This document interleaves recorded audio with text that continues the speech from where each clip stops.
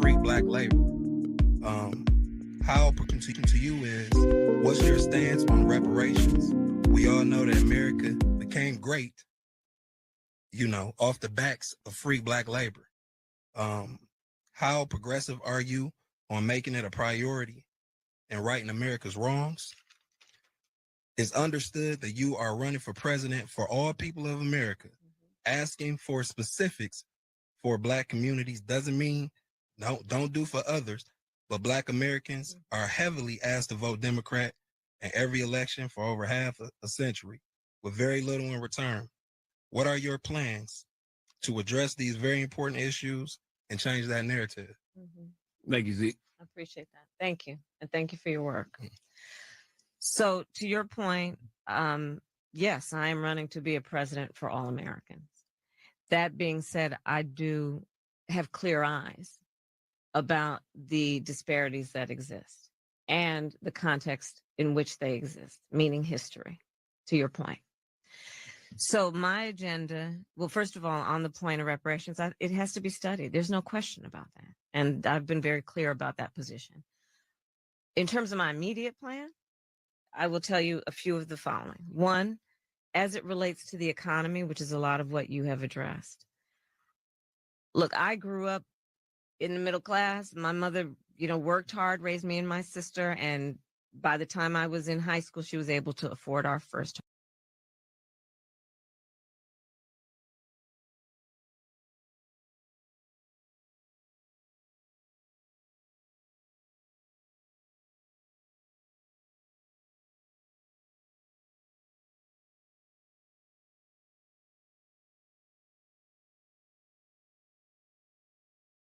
What's going on, family? So we talking about Kamala Harris tonight. Kamala Harris, Vice President Harris, is on the campaign trail and she's blacking it up. Going on Charlemagne the God's town hall early today, and also speaking with me out in Carolina, Roly Poly Martin. We talking about it. Harris's Black Agenda. We got it for you, ladies and gentlemen. We want to know what y'all think. So you know what we like to do. Let's go ahead and smash up the likes, smash up the likes, smash up the likes. Hit that notification bell. We in this thing, baby. Let's do it.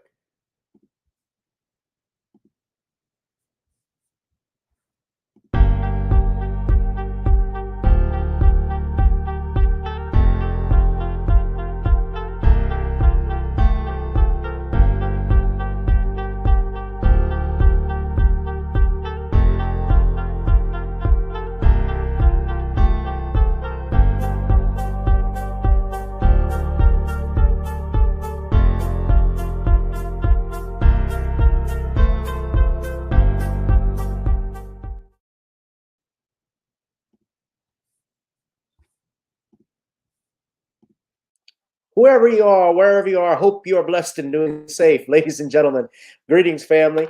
Of course, I'm tuning in. You see me without the glasses off today. But if you're looking for some opportunities, particular advertisement opportunities, then look no further at the link at the bottom to my email address. You can hit me up for advertisement opportunities. We are supporting and promoting your businesses here on this channel. You can also, if you would like to donate and subscribe to our Patreon, a link is at the bottom as well. So you have multiple ways in which you can advertise with the platform by emailing me when we go on through our live stream. You also have access to premium content, those that want to see premium content that you will not find here on YouTube or Facebook or Twitter, as I am suspended probably by now. You guys can check out the Patreon at link at the bottom. But advertisement opportunities, definitely email me, gavin.grich1@gmail.com for rates. And for the Patreon, it is the same as the YouTube channel. It is channel gboot2786. All right, I'll holla. Peace.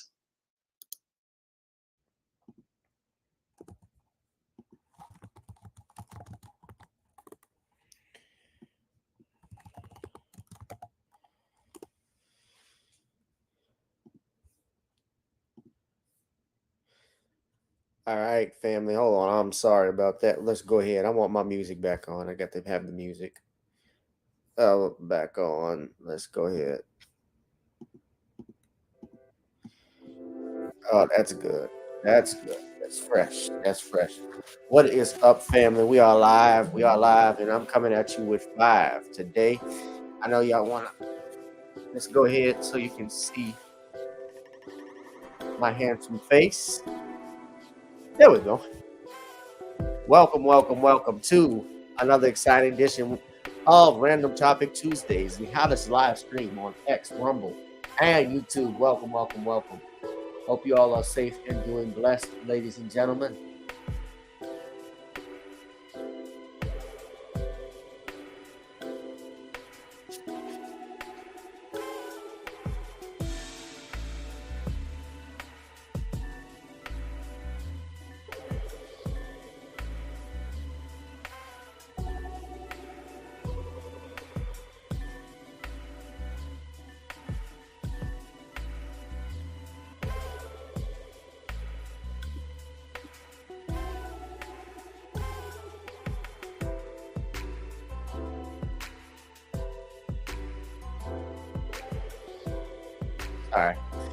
All right.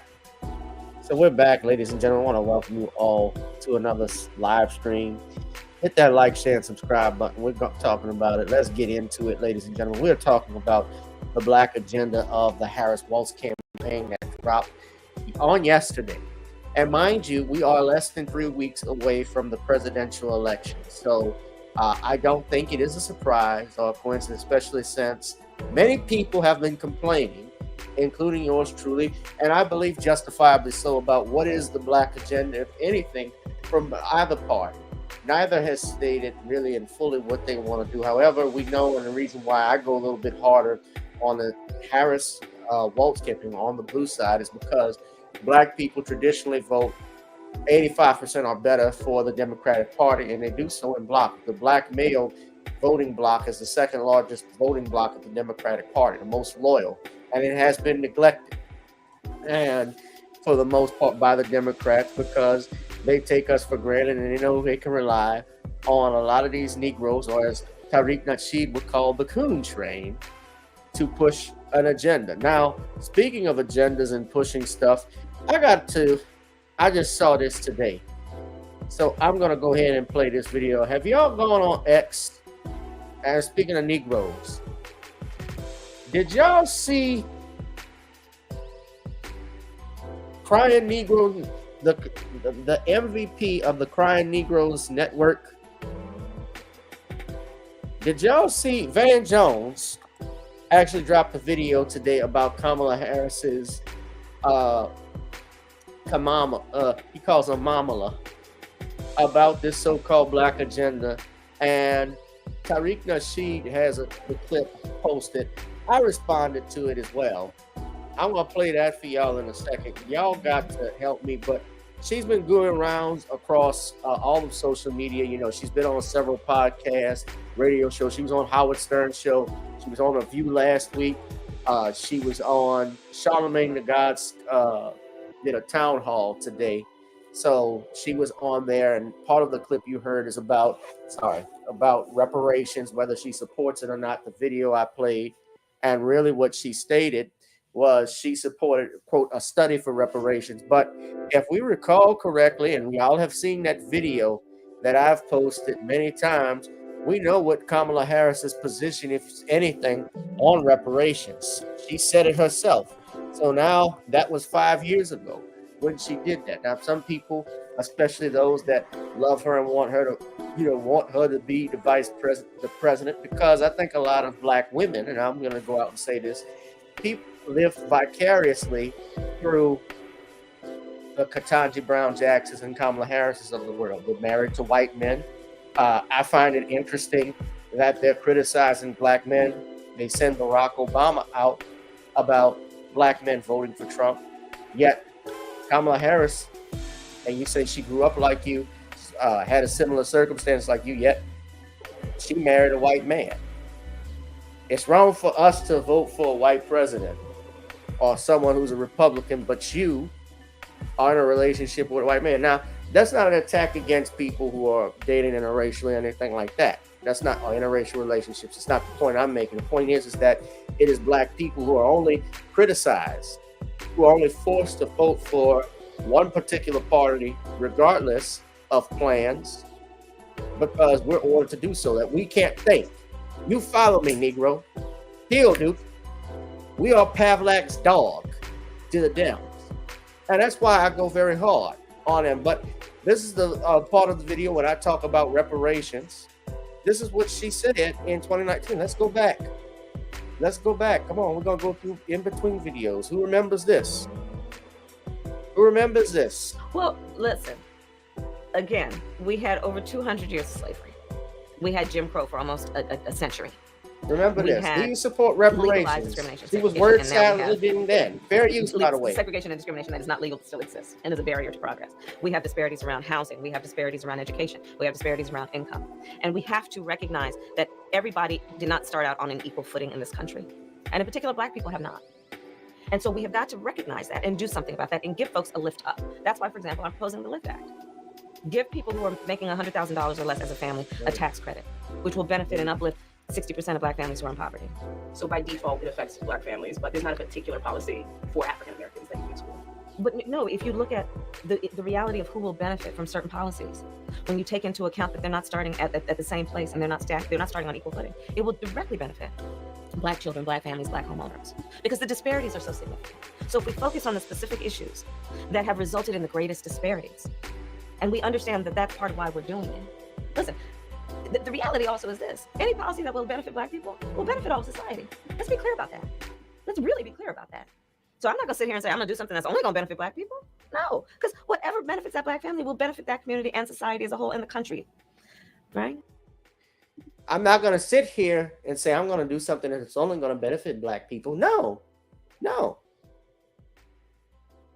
Because what benefits that society will benefit Black people as a whole. That's what she said. That's what she's saying. So I'm not gonna sit here and say, I'm gonna do something that's only gonna benefit Black people. No, because whatever benefits that Black family will benefit that community and society as a whole and the country, right? That's your answer. And now we rewinded. She says she supports a study on now. 5 years later, she supposedly supports a study on reparations. Now, we're going to go over this so-called Black Agenda in a second, but I'm going to play the video again for those that are just coming in. Come on, come on, come on. Smash up the likes, ladies and gentlemen. Smash them up. Give them a thumbs up. That's how we beat My the question to algorithm. you YouTube is, got it, can't what's shadow your ban us stance on all. reparations? We all know that America became great, off the backs of free black labor. And that's Charlemagne Leonard. We all know who he's with. He's Democrat. He's blue all the way. He'll say something every now and then against the Democrats, but that's nothing. He got to do a light jab. He's not throwing haymakers. How progressive are you He's on not making throwing it a haymakers. priority Come on. and righting America's wrongs? It's understood that you are running for president for all people of America. Asking for specifics for black communities doesn't mean don't do for others, but black Americans are heavily asked to vote Democrat in every election for over half a century with very little in return. What are your plans to address these very important issues and change that narrative? Thank you, Zeke. I appreciate that. Thank you. And thank you for your work. So to your point, yes, I am running to be a president for all Americans. That being said, I do have clear eyes about the disparities that exist and the context in which they exist, meaning history, to your point. So my agenda, well, first of all, on the point of reparations, it has to be studied. There's no question about that. And I've been very clear about that position. In terms of my immediate plan, I will tell you a few of the following. One, as it relates to the economy, which is a lot of what you have addressed. Look, I grew up in the middle class. My mother, worked hard, raised me and my sister. And by the time I was in high school, she was able to afford our first. So that's the video. God, she talks about the middle class so much. I wonder if that's her first words as a kid. You ask her straight. You ask her a question. She starts with the middle class. And the simps are out, ladies and gentlemen. When it comes to, hold on, let's put the music back on. The simps are out. The bucks are out. The buck broken Negroes are out because Van Jones from Crying Negroes Network put this up in regards to this Black Agenda, and I guess in regards to her recent remarks with Charlotte Leonard. So I want y'all to listen to this. This Tommy from Martin Looking Ass. I'm not disappointed, but I can't say I'm disappointed because Van Jones, this is what he does. This is what he got. This is what he does. Hold on. I want to meet Lord. Let me stop the music. Hold on. Finally, Kamala Harris sent us a love letter. That to you, that might have been a policy document. I don't know, and I don't have to know the whole video, but just listen to what he says. It's 39 seconds. Let me play it. Hold on. Finally, Kamala Harris sent us a love letter. That to you, that might have been a policy document.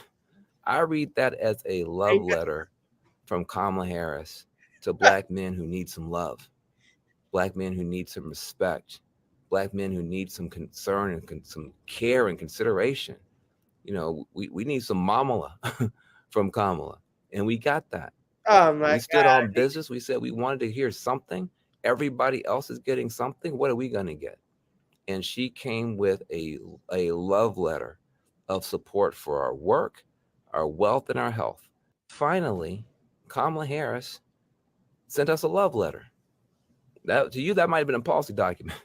I read that as a love letter from Kamala Harris to black men who need some. Van Jones. He was up there crying on CNN when Trump won, like T.O. was crying for Romo when they lost the playoffs. The Spirit said, can't trust a man named after a vehicle. That's a good one.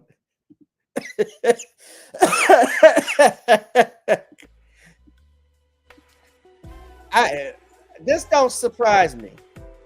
Now, this is a picture because they got, Barack Obama has been, they sent Barack Obama out last week and he's been criticized. It's backfired. They're desperate and reek of desperation because why are they coming out with this 3 weeks before the election? While she was campaigning, and let's be clear, of course, Joe Biden was president. He drops out in June. She becomes the presidential candidate. She could have released this. This is how short this thing is. And this tells you, when you read it, that it wasn't well thought out of. And really, it's nothing, a do-nothing burger. It is not a policy plan for Black men. So this is something that's disguised. What they say is how it's going to provide an opportunity for Black men. This is something that's disguised, really, just from reading it, that's going to be for all Americans, because she said it herself. She said the analogy of a rising tide lifts all boats. What you heard her from 5 years ago. So look at this. Now, I'm going to start at the very bottom with this. She says, legalize recreational marijuana and create opportunities for Black Americans to succeed in this new industry. Now, believe it or not, in some states, on federal level, marijuana is still illegal. In states, it's legalized. But of course, the federal government, with regards to marijuana, it's the supremacy clause states that Fed supersedes state. When you talk about legalizing recreational marijuana, technically speaking, depending on which state, they already have that. They just don't criminalize. Like, for instance, in Louisiana, if you have 14 grams or less of marijuana, it's still a crime. But all you're going to be paying is a $100 fine. Now, if you're talking about more than 14 grams or better, that's a little more serious. But here, depending on which state, like Colorado, for instance, Colorado is weed all the way. Now, I don't know about you all. I can't speak for anyone or all Black men, but I know for a fact all Black men are not into marijuana. Just like I wouldn't think all Mexicans are into marijuana. So what does you mean? You want to legalize recreational marijuana? If you do that, that's not going to be specific. Legalize recreational marijuana just for Black men. That's not going to happen. That's actually going to be something for all Americans. Has to be, because they can't legalize a drug and say, well, we're going to make cocaine legal and we're going to venture into the cocaine enterprise just from two Cubanos. They wouldn't do that. Of course not. Now let's go to the next one. Launch a national health initiative focused on the illnesses that disproportionately impact Black men. Well, we already know. Now that seems nice, but we already know illnesses, chronic illnesses like diabetes. We talk about high blood pressure. We talk about high cholesterol, even cancer rates. A lot of it is high among Black people in general. We already know that. And the people that can do that, ladies and gentlemen, who can take care of your health better than the United States government, is looking at you right in the mirror. You. Diet and exercise control. This seems like it's nothing.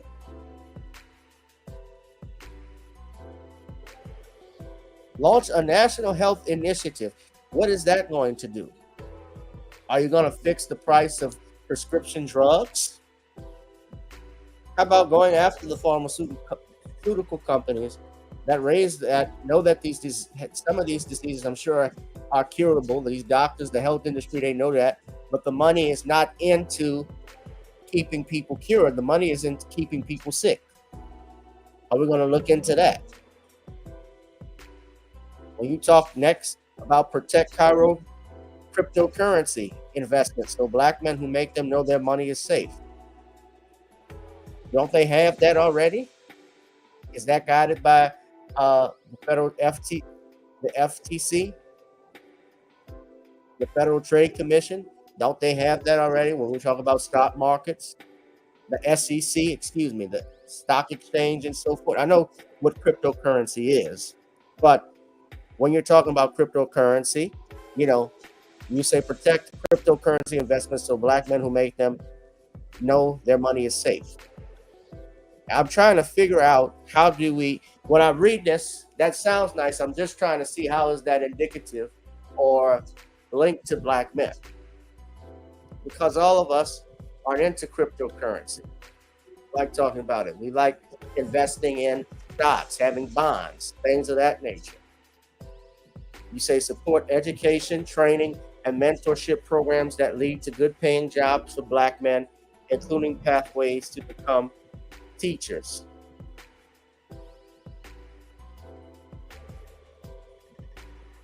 Okay, I'm just looking at all of these. Provide 1 million loans that are fully forgivable up to $20,000 for black entrepreneurs and others to start a business. Now, in fairness, okay, this is her policy and plan. It's 5 little points. It's 5 points, with some of which I think they hurried up and scrambled along. Now, when you talk about giving money to entrepreneurs, $20,000, depending on what type of business you have, especially if you have employees, you're obviously going to have employees. Your office hours, you're going to have to pay for your rent. You're going to have to pay for your automobiles and so forth, depending on that. How $20,000. Now, every money counts. I don't turn down money, but $20K.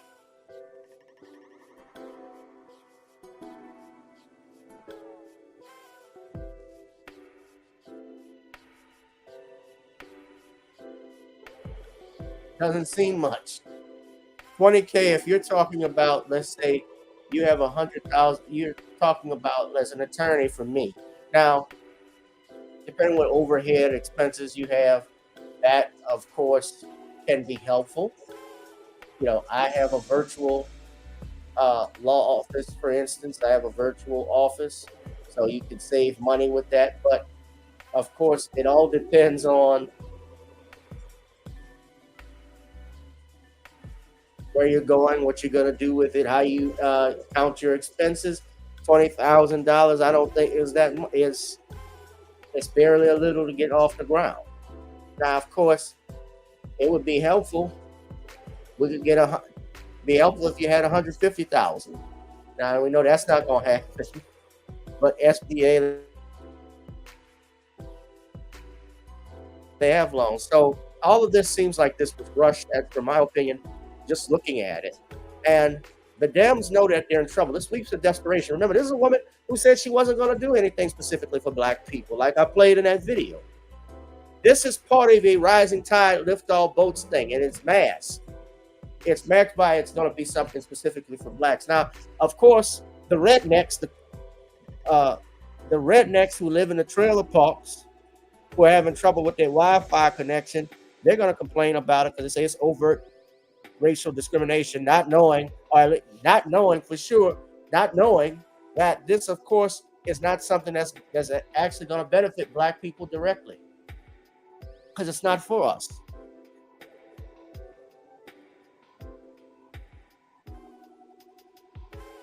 And you see here, a lot of people, Sabby Sab says, and others, girl, bye. Yeah, it's really a plan for others. They just threw us in here. Exactly. And my brother Dwan B is talking about it. Let me just say this. Let me just play Dwan. Shout out to Dwan B. Hold on. So Dwan B breaks it down. That's my brother. This part can benefit you. Let's see what he said. Don't do that. Let me show y'all what y'all talking about. Because I'm cool personally with an agenda that's good for all of America. But don't lie to me and say that, okay, something's for me when it's for everybody. Let me give an example. This here, as you can see on the screen, is from Kamala's Opportunity Plan for Black Men. It's nothing but her opportunity economy for everybody. But what her administration did was take out parts and say, okay, this particular part of this plan is going to be for black men. Like right here, you talk about, it sounds good, providing 1 million loans that are fully forgivable up to $20,000 to Black entrepreneurs and others. That's the key word right there. Black entrepreneurs and others. And others. That's going right back to civil rights legislation that Black people earned that they ended up using for other people. Black people always get grouped with others, and then what happens is when others and everyone gets the money, they say, oh, Black people, no more money for you. This is insulting because you see right here how it talks about the $5,000 and $50,000 initiative to help existing small businesses. Well, look here. This is directly from Kamala Harris's website. This is from her opportunity. Oh shit! I'm on the wrong page. Ha! There we go. This is directly from Kamala Harris's website right here, talking about the Harris-Walsh plan. And what do you see right there? $5,000 to $50,000. You see that? See, to me, if you ask me, that's the insulting part about it right there. If it's gonna be for Black people, make it for Black people. Mm-hmm. Don't make it for everybody. Then say, "Hey, Black folks, this is for you." It's extremely insulting, and it's further pushing the benign neglect policy that we learned about in the Moynihan report, where basically the government in the Nixon administration came and said, "We're going to." Matter of fact, I can show you better than I can tell you. This is from the Moynihan report. Right. The Moynihan report that came out in the 70s when Richard Nixon was president of the United States. And so what Dwan is talking about is this policy of benign neglect. And every president, whether it's Democrat or Republican, has used this benign neglect policy, especially for Black Americans, where it's an attitude or policy of neglect and non-interference in something, where you give the attitude that you're doing something for them beneficial, assuming it's a more beneficial effect than assuming responsibility.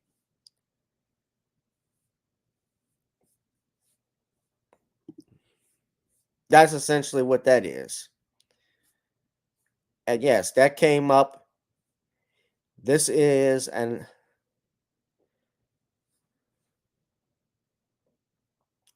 10-page document that's in Richard Nixon's. This is from Richard Nixon's presidential library. I can let Dwan show you, but I want to explain it to you. So he says here, he starts off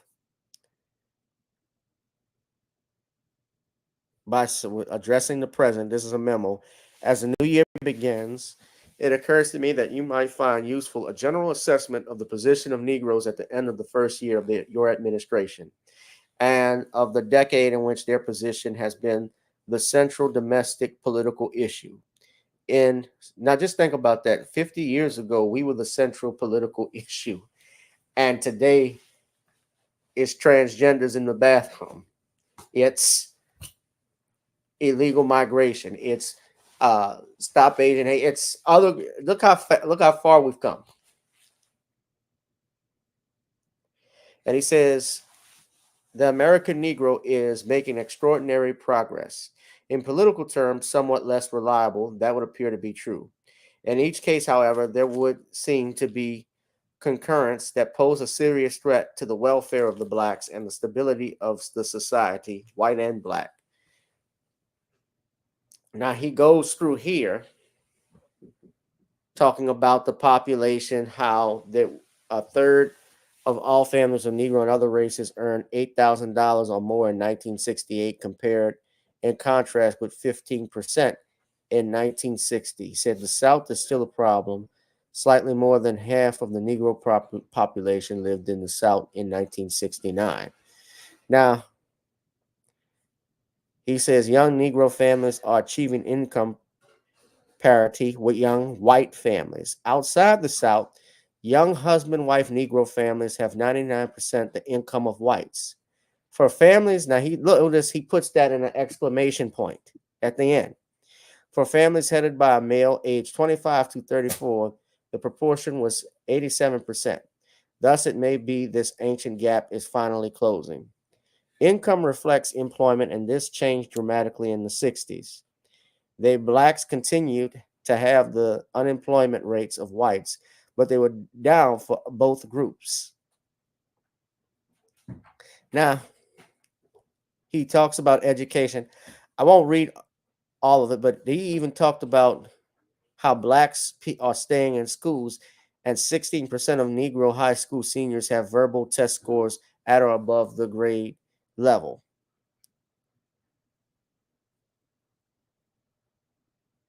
Now, he also talks about how the husband and wife families of Negroes and other races declined once again to 68.7%, and how the illegitimacy ratio rose again to 29.4. Boy, I can tell you that amount has gone up. That was in the 60s. Just imagine what they are in 2024.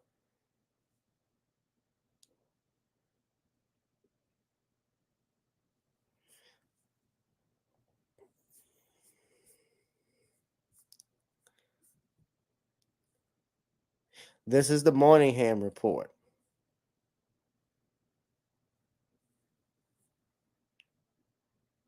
Now,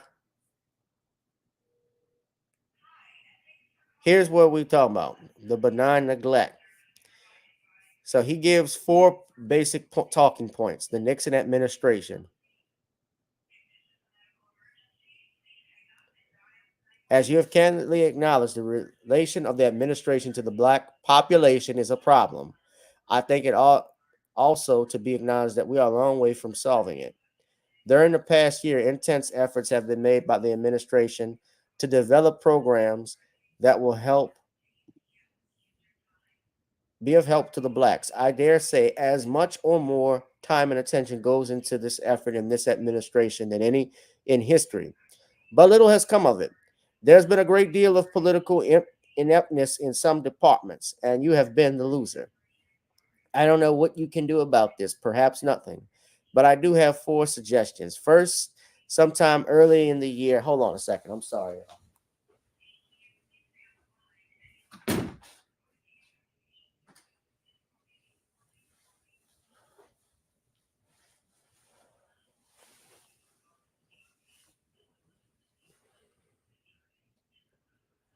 I would gather together the administration officials who are not involved with these matters and talk out the subject a bit. There really is a need for a more coherent administration approach to a number of issues, which I can list for you if you like. So, second, here's where it gets interesting.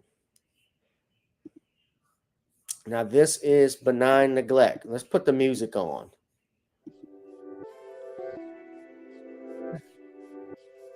The subject has been too much talked about.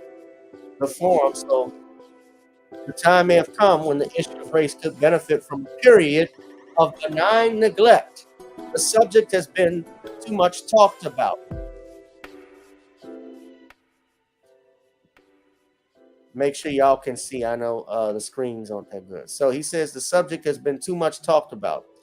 The administration can help bring this about by paying close attention to such progress as, I'm sorry, I skipped. We may need a period in which Negro progress continues and racial rhetoric fades. The administration can help bring this about by paying close attention to such progress as we are doing, while seeking to avoid situations in which extremists of either race are given opportunities for martyrdom, heroics, histrionics, or whatever. Greater attention to Indians, Mexican Americans, and Puerto Ricans would be useful. A tendency to ignore provocations from groups such as the Black Panthers might also be useful.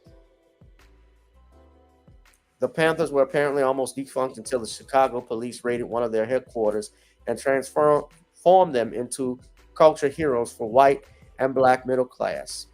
You perhaps did not note on the society page of yesterday's Times that Mrs. Leonard Bernstein gave a cocktail party on Wednesday to raise money for the Panthers. Mrs. W. Vincent Astor was among the guests. I don't know who these people are, but obviously if the president, chief of staff, or staff members know them, they must be very powerful people, have a lot of money. Mrs. Peter Duchesne, the rich blonde wife of the orchestra leader, was thrilled. I never met a Panther, she said. This is a first for me.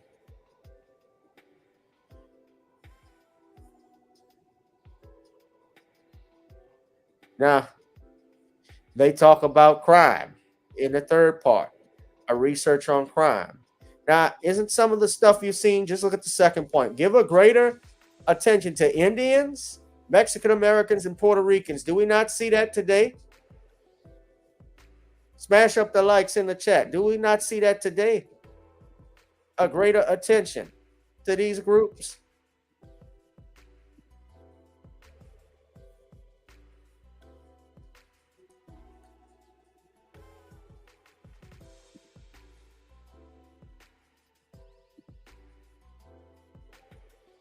And fourth, they say there's a silent majority as well as a white one in the black community. It is mostly working class as against lower middle class. It is politically moderate on issues other than racial equality and shares most of the concerns of its white counterpart. This group has been generally ignored by the government and the media.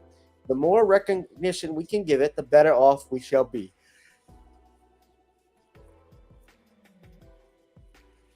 He says, take, for example, Ambassador Holland is a natural leader of this segment of the black community. There are others like him. So they take and they look at a lot of these Negroes they put in positions.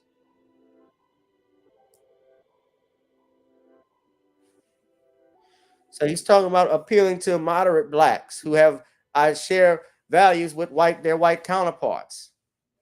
But that is the benign neglect policy, and I think Brother Dwan B was going to share a little bit of that. Also, guys, if you want, you can also drop something in the Cash App, PayPal, Zelle. Ticker is at the bottom. We're not monetized. I'm not going to ask for donations, but if you love me for my time, hey, pay me for my time. So that's the plan. This is benign neglect. Now, I'm going to go back to see what Dwan was saying. Somebody told me, I saw the Black Authority say that Kamala was on Roland Martin. I saw that. I didn't watch the clip yet. I don't really plan on it, but he said it's not worth your time because he even defended her for saying you can't do anything specifically for black folks yet. We're seeing her have plans for Asians. We see her having plans for LGBTQ. She's been known to support marriage equality. She supports transgenderism. So you reap what you sow. But go on. Let me hear what Brother This is actually from the White House. Let me pull this up, y'all. Let me pull this up. This is so he's the Moynihan report. You see, this is a memo from the White House, January 16, 1970, from Moynihan to Nixon. This is a policy that both parties have used against black people, the Democrats more than anyone else, to act like they're giving us, to pay us fake attention while doing nothing for us. If you go down to page 7 of the Moynihan report, it talks about how, in this report, it talks about how, during the 60s, black people were promised a lot of things that the government never intended on giving us. So what they did was they said the issues of race could benefit from a period of benign neglect. Yep. And it talks about how we may need a period in which Negro progress continues and racial rhetoric fades. And so it says this is what they're going to do. It said greater attention to Indians, Mexican Americans, and Puerto Ricans could be useful. A tendency to ignore provocations from groups like the Black Panthers might also be useful. That's basically another way of saying a way to ignore black people who are not controlled by the system speaking up for ourselves. So you see, there was a whole agenda that was set out by the government more than 50 years ago that we're still under till this day because, hey, that's how this country gets down. It's about benign neglect. It's about neglecting the people who built the country. And you see that here when you look at policies in the Harris-Walz administration. We're going to act like we're going to do something for you, but we're really not. It's really something for everybody. Versus Trump's plan. Like I said, I'm not a big fan of either side, but let's just tell the whole truth. It's not insulting when you say, okay, we're going to create a program that's going to benefit everyone. A plan like Trump's proposed tax break on car interest loans, car loan interest. This here, along with some of his other plans, no tax on tips, no tax on overtimes. This is something that benefits all Americans. The same way Kamala's opportunity agenda, opportunity economy benefits all Americans. I'm okay with programs that benefit all Americans, whether given to me by a Republican or a Democrat. Look, I pay taxes. I'll take anything this government, as far as benefit goes, gives to me.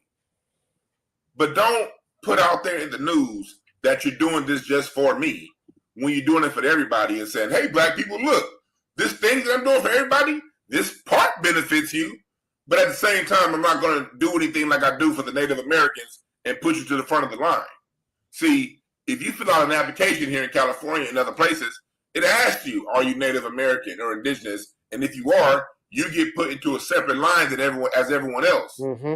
Don't create something and tell me you're going to put me in a different line and then put me in line with everyone else just so you get my vote. That's very insulting. If you have a plan for America, great. Let's talk about this plan for America, whether you're Republican or Democrat.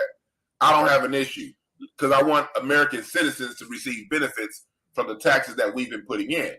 But if you take a program and say, okay, this is for all of America, and then say, hey, black people, I'm doing something special for you, F you. That's insulting, and I'm not with it.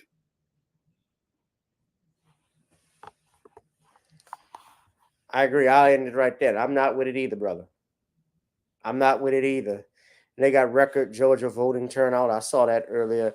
They even wheeled out Jimmy Carter, and people were dragging that. Jimmy Carter is 100 years old in a wheelchair, his mouth open. I'm not trying to make fun of an elderly person, but it was cringeworthy. Let's just put it that way.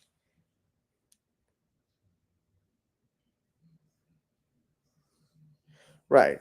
Now the hate report, this is only a brief, this is just a brief talking point of it. But yeah, the rest of it is on her website, and the brother was going over it. I've seen it. It's like about 45 pages long. And I just talked about it in general. But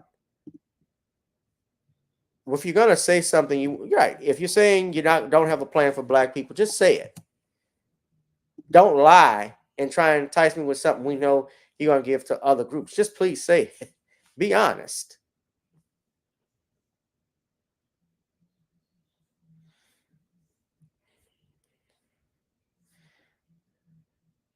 And then I'm looking here. This is an incident that occurred out in Florida, in Sarasota.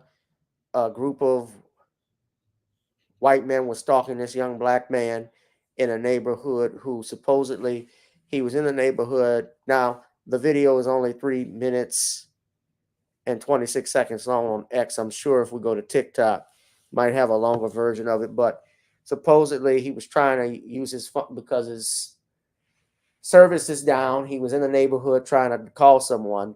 And I saw somebody try and politicize this about voting for Trump. Now, I'm going to get to that in a second, but I want to play this video because I was disturbed by what I saw, and I'm going to start it over. So hold on. Let's go. What's going on, buddy? 1, 2. Nigga, brother.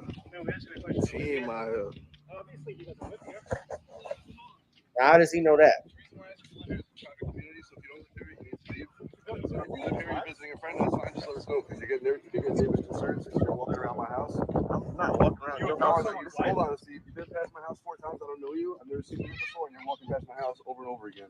So if you live here or you have a friend you're visiting here, that's fine. I'm not in front of your house. You're actually following me.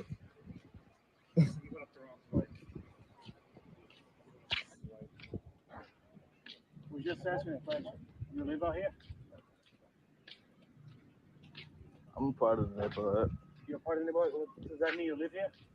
They try to ask who this young man is and so forth. I'd have told him to fuck off. This sounds like Ahmaud Arbery. Shades of Trayvon Martin. Who the hell are you? Oh, you've been walking in front of my house. So fucking what? What if I'm walking? And?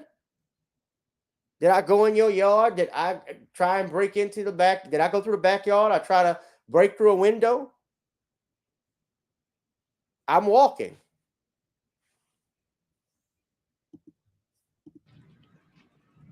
simple.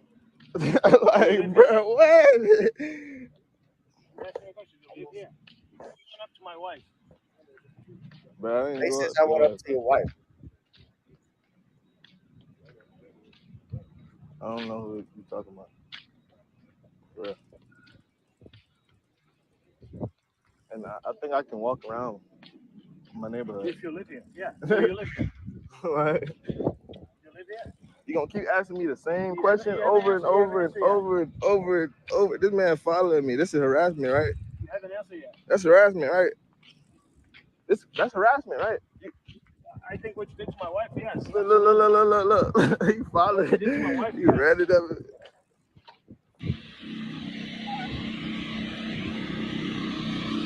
The fuck is y'all following? Why, bro? You don't tell me what the fuck I should not and should be. You better watch yourself.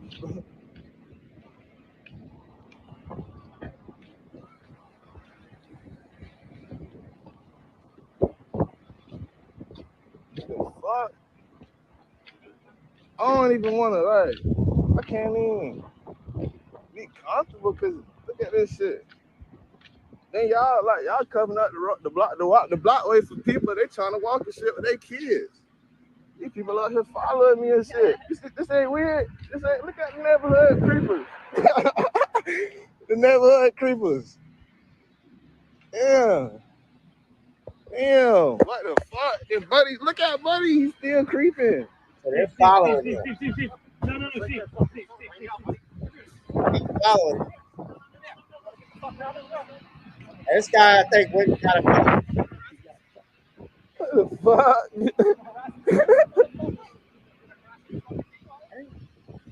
Hey, that's some weary shit, my boy. Damn.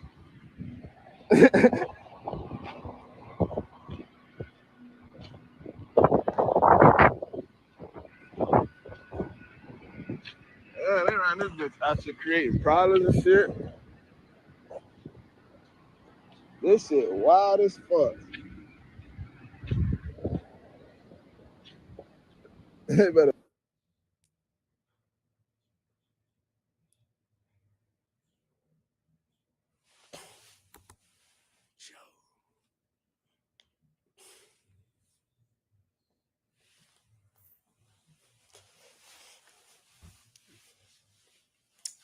Now, according to what Tariq Nasir said, this brother was his power was out and he wanted to get better service to use a cell phone.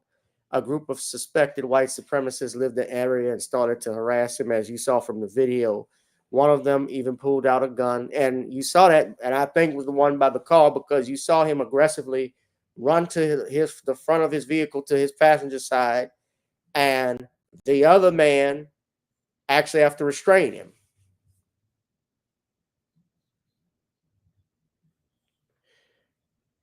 Why do I have to talk to strangers? You know, why do I have to talk to you? I don't have to speak to you. You're a stranger.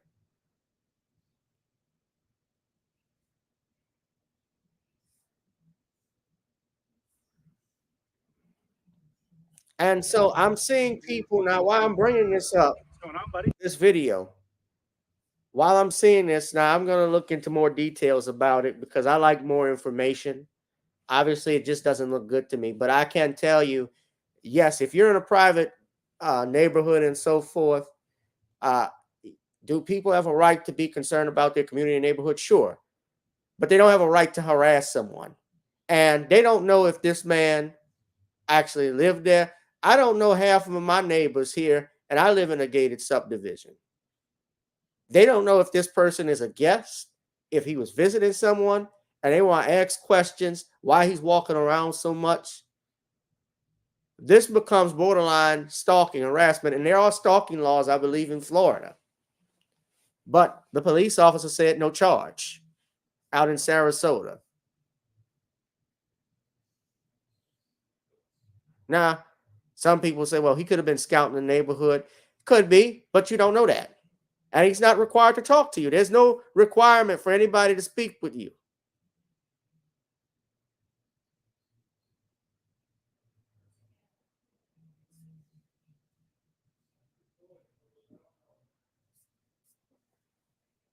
Now, there are people trying to politicize this. I want to show y'all something. Hold on. They only do this shit for us. I want y'all to see this. This person, his name is Just Vent 6, says, "Dear Black Man for Trump, meet Stephen, white hat. We know who he's voting for. Stephen and his three friends chose to racially profile a young black teen following him as he walked through his own neighborhood. Believing he didn't belong in an upscale area, they began to harass him for over 10 minutes. When the teen refused to submit and answer Stephen's questions, Stephen became so frustrated he pulled out a gun. Fortunately, one of Stephen's friends intervened and prevented a shooting, but this is the reality of what making America great again looks like. Sarasota police stated no crime was committed. This is precisely the outcome that Trump seems to endorse, leading to violence without consequences for those who act out. This is a life you like for you and your kids."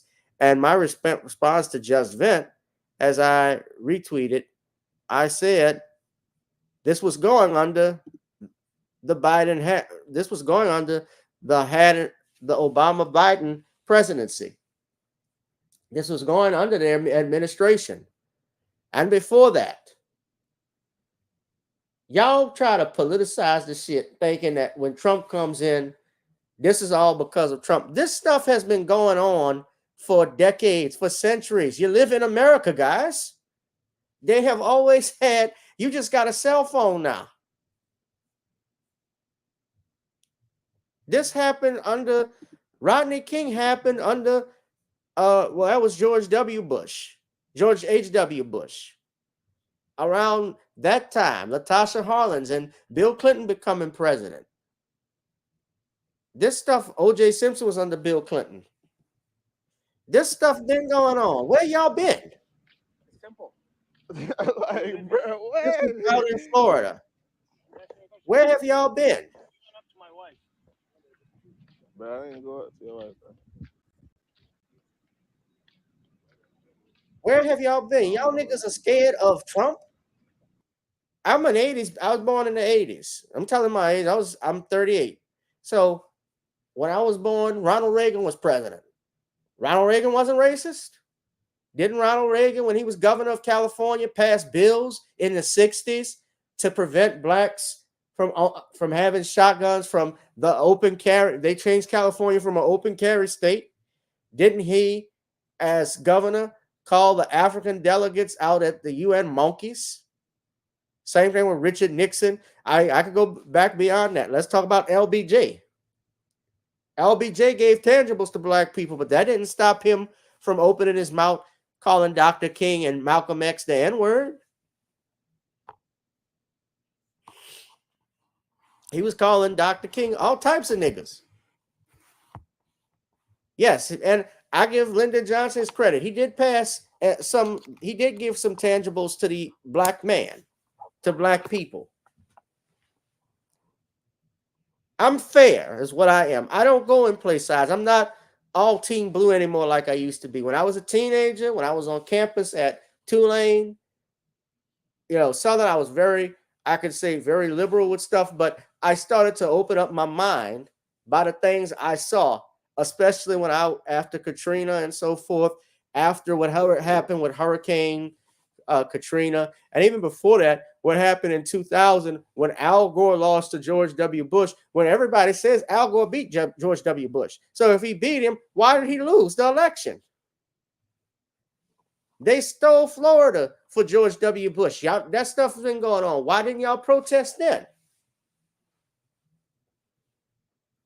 We went to war under George W. Bush. He was the worst president of my lifetime.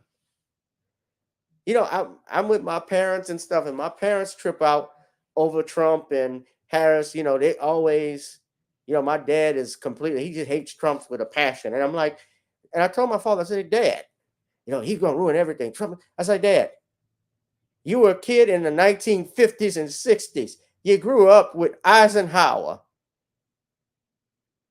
You were a teenager. You grew up with Kennedy. Kennedy was assassinated. Johnson at the height of the Vietnam War, where you could have been drafted in an unjust war. You had Richard Nixon as the damn president, and Tricky Dick And that was a racist son of a bitch. And you not it. Hey, that didn't bother you?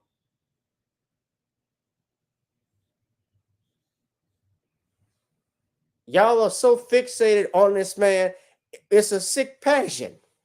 And it's not me being an apologist for Trump. I'm not. But goodness. Do y'all think Donald Trump has that? Does Donald Trump or Kamala Harris have that much sway in your life? They're going to pay your rent? They're going to pay your car note? They're going to put your kids through college? Wake the hell up. Wake up. This is programming. The game is fun to play, even though you know it's rigged.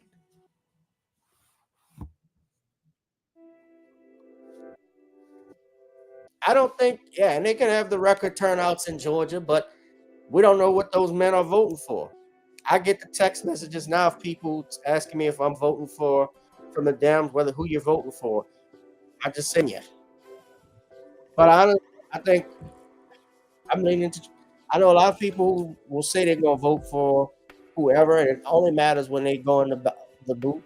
Right now, I know a lot of people are feeling Trump, and I'm kind of feeling that way. I'm not going to say who I'm voting for, but you know what? And I could lose friends. I could lose friends. I could lose clients for your political views and so forth.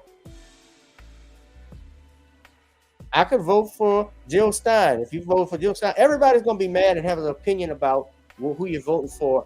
If you even said you're not going to vote for Trump and vote for Jill Stein, they're going to say, oh, you're going to vote for Trump. That's just the voice to vote.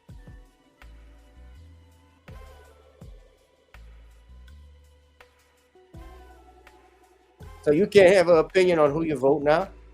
I don't belong to you. And that's the message of this election. This is what the message for black people, for black men in particular, has to become. It's standing on your own 2 feet. Taking responsibility, not being afraid. If you want to vote for Donald Trump, go ahead. I shouldn't have to be ostracized from it.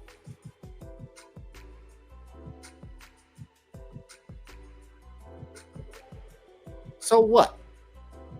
Mike Tyson said he's voting for Trump. What you gonna do? You gonna call Mike Tyson a coon to his face, or tell him, why are you doing that? He don't give a damn.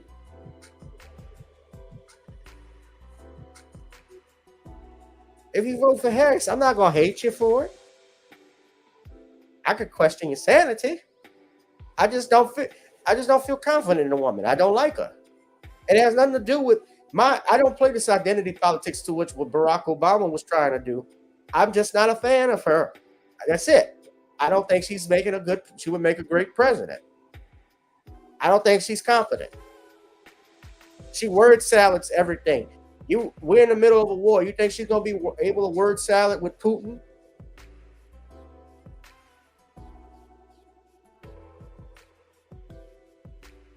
You think she's going to cackle her way out of World War III or the economy? You think she's going to fix the economy?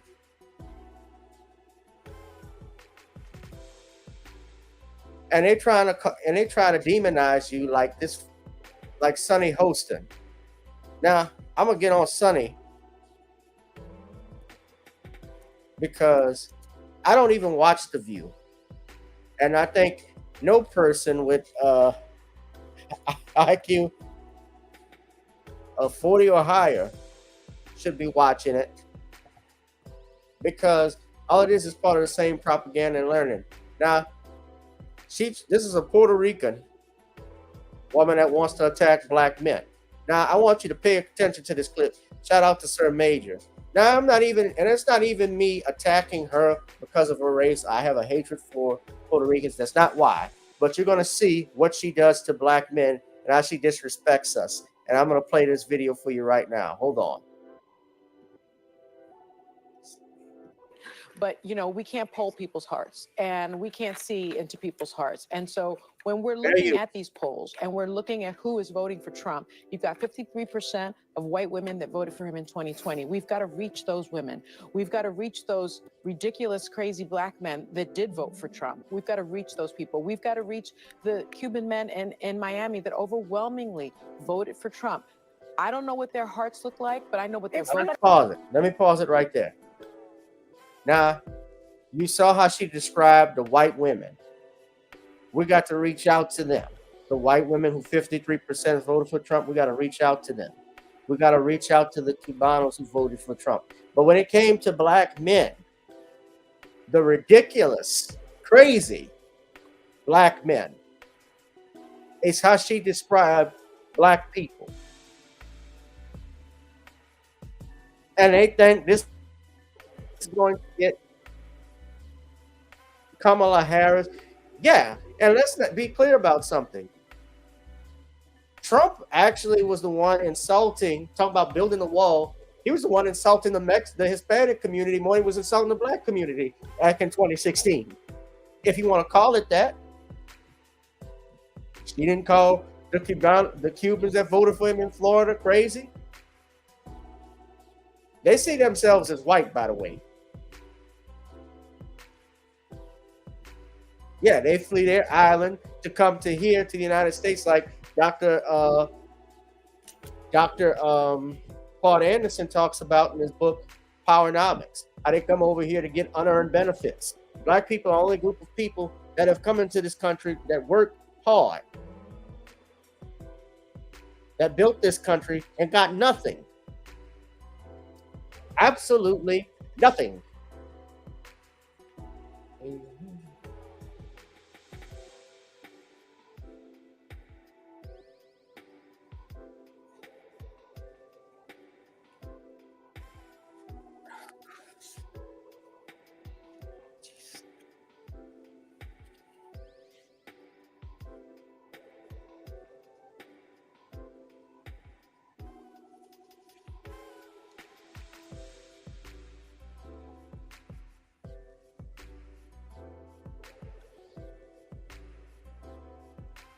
Absolutely nothing. So this is that's what she said.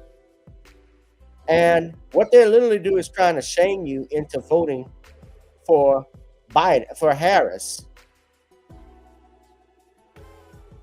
Her ass got there. I mean, I don't even care that much for the View, so she needs the money, but yeah, her ass got to go.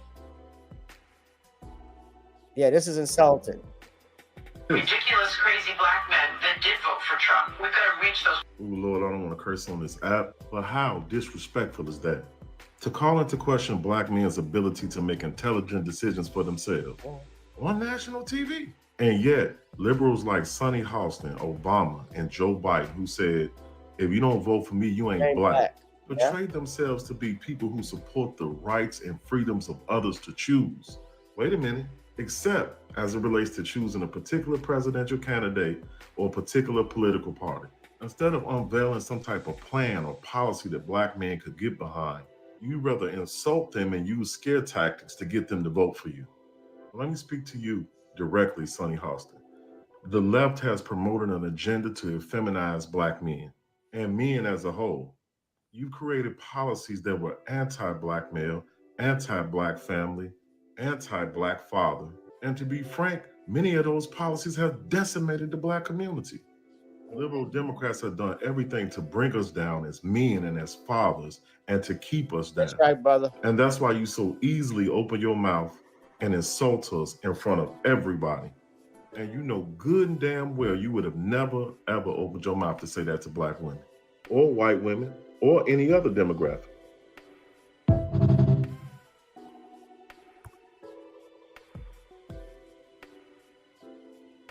This is who we take to them eyes bucking.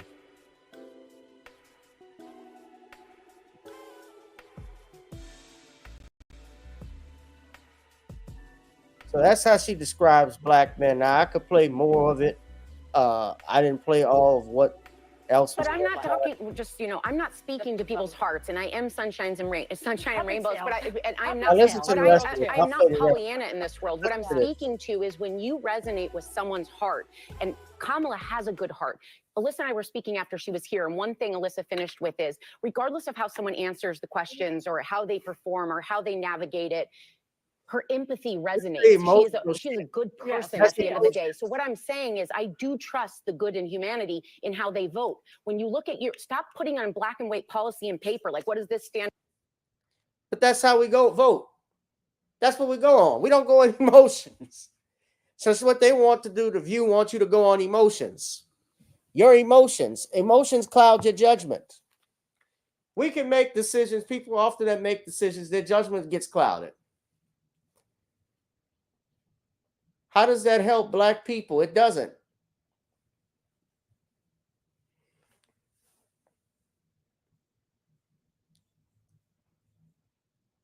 It doesn't.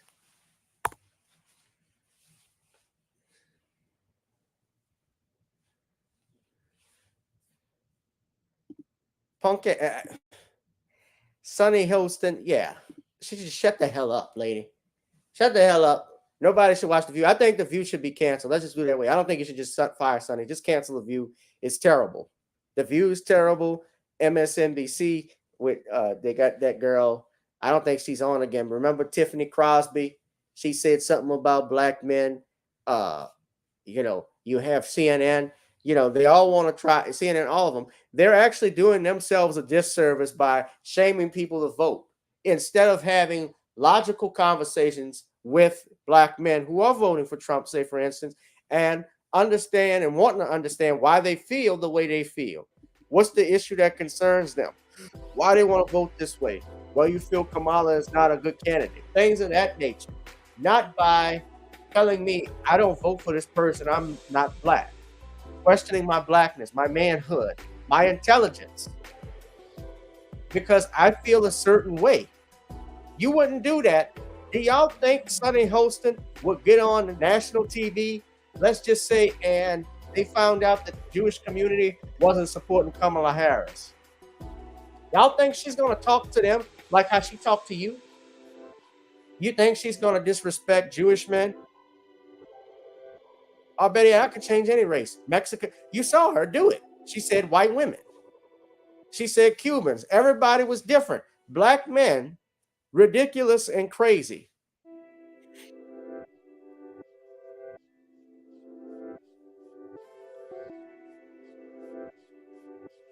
She set the tone.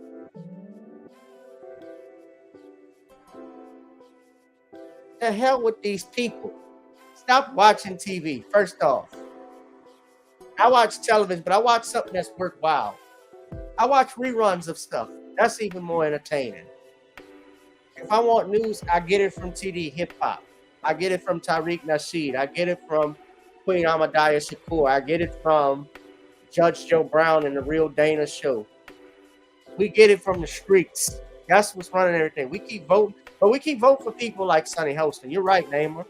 We keep voting for her. That's the mentality of the Dem. She's an AKA. So I get why she's gonna be supporting Kamala. That's her sorority sister.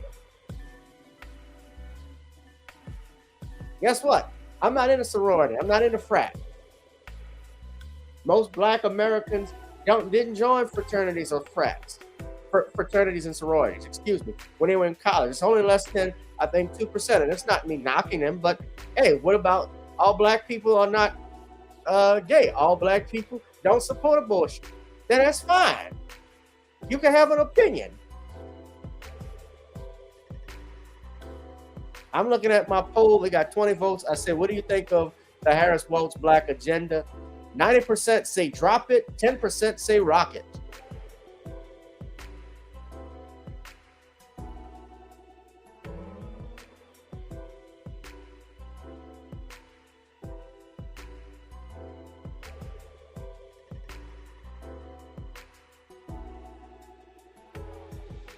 That means only 2 people, I think.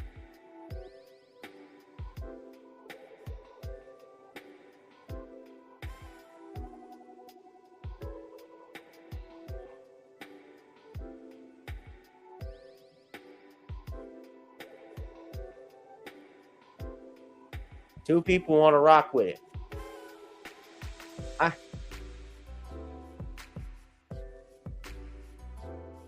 We're gonna go ahead and wrap this up. Before I do, I want to play something too the brother Phil Scott had this on his show.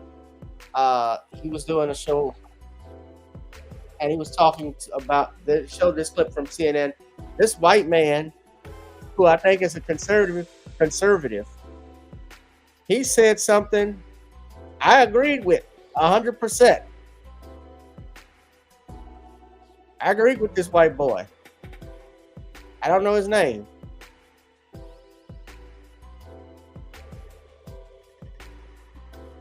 I don't know his name. Hold on. I want to play it for you. I was on YouTube. Yeah, I don't know what this comes from, but somebody this short. I don't know where this is from. I'm assuming it's. I don't want to assume. Say what I want. Am I correct? Yes. We sick and tired of that nigga there. I know he was talking. We sick and tired. As I don't curse him out, and as long as I don't threaten him, I can say what I want.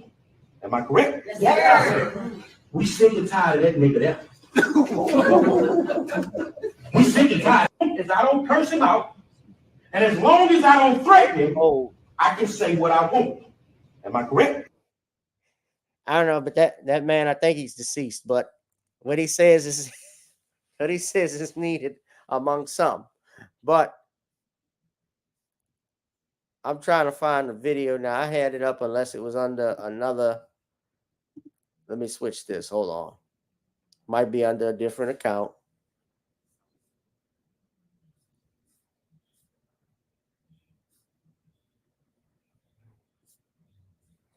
Okay, I don't see the video, but Phil Scott.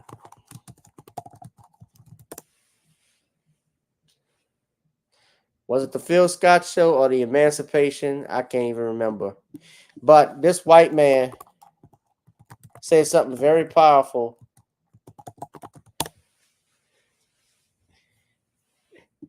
That I agreed with when it comes to this election and how they treat black men. Scott Jennings, hold on. I want y'all to listen. So I can respect this. Gentlemen, you have a CNN contributor by the name of Scott Jennings. Now, he's out of Kentucky. Fair use, Brother Phil, but he is actually a Republican. So he's a Republican. And it's interesting they have a Republican on CNN constantly as a constituent with it.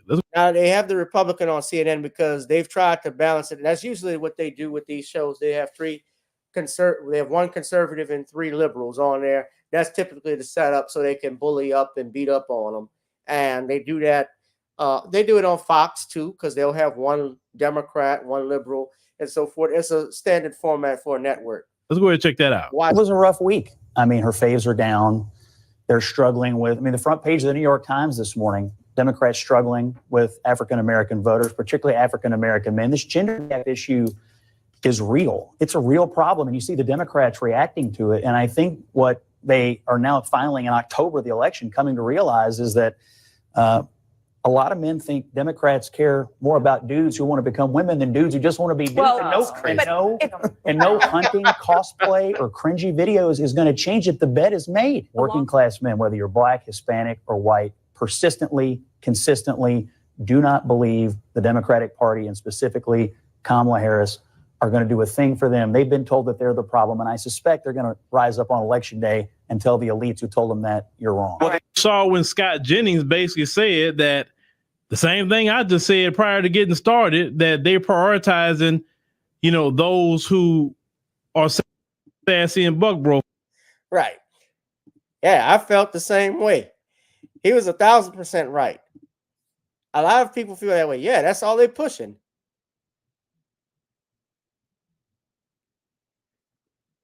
Oh, Brother Phil with the Man Unit. Yeah, mine's has gone to mine's has gone the way of the dodo bird. My hair is gone. But I look good for it. I don't care.